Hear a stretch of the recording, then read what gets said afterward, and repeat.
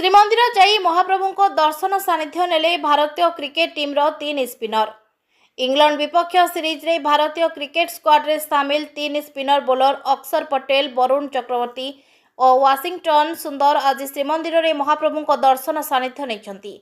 बारवाटी रे इंग्लैंड विपक्ष द्वितीय एक दिवसीय मैच खेलिबा पूर्व महाप्रभु सानिध्य नहीं बेस आनंदित होइछन्ति तीन स्पिनर। महाप्रभु अवकाश बेश पर भीतर काठरे महाप्रभु दर्शन सानिध्य नहीं। एसहित पार्श्व देवादेवी और लक्ष्मी एवं विमलांकर मध्य दर्शन करिसेंति। सिंह द्वार देई सात पाहाच द्वार देई दर्शन पाई जाइथिले एही तीन स्पिनर।